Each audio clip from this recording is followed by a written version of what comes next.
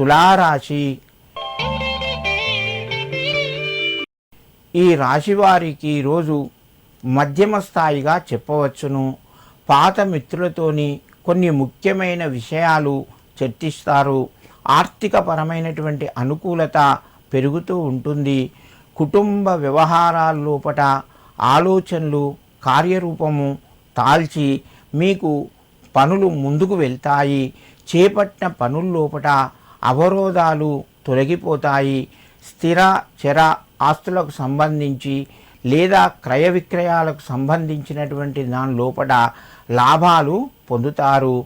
వ్యాపార రంగంలో కొత్త అవకాశాలు మీ ముందుకు వస్తాయి. తులారాశి వారు ఈరోజు దుర్గాయే నమః అని చెప్పి అమ్మవారుకు నమస్కరించుకొని మీ పనులు ప్రారంభించండి. మీకు కొంత శుభయోగం కలుగుతూ ఉంటుంది.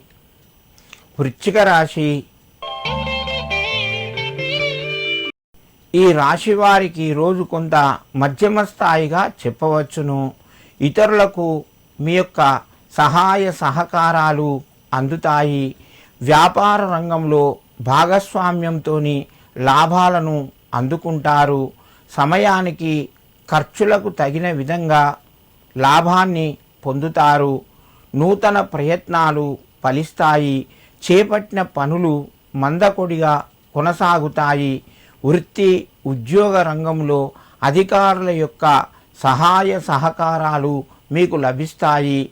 నూతన ప్రయత్నాలు కొంతవరకు ఫలించి ఉద్యోగ రంగంలో రాణిస్తారు.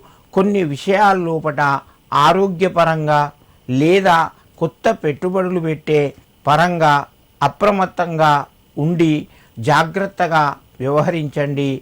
వృశ్చిక రాశి వారు ఈరోజు అయ్యప్ప స్వామికి నమస్కరించి మీ పనులు ప్రారంభించండి. మీకు మరింత శుభయోగం కలుగుతూ ఉంటుంది.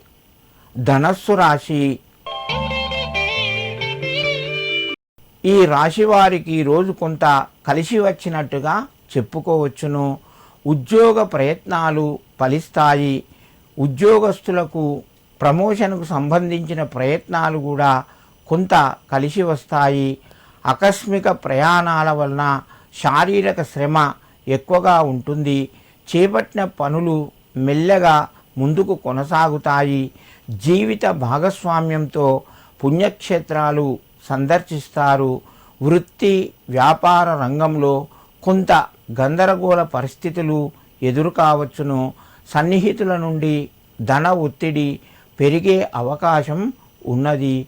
ఈరోజు ఈ రాశివారు మీ కులదేవతకు పసుపు కుంకుమ సమర్పించి మీ పనులు ప్రారంభించండి.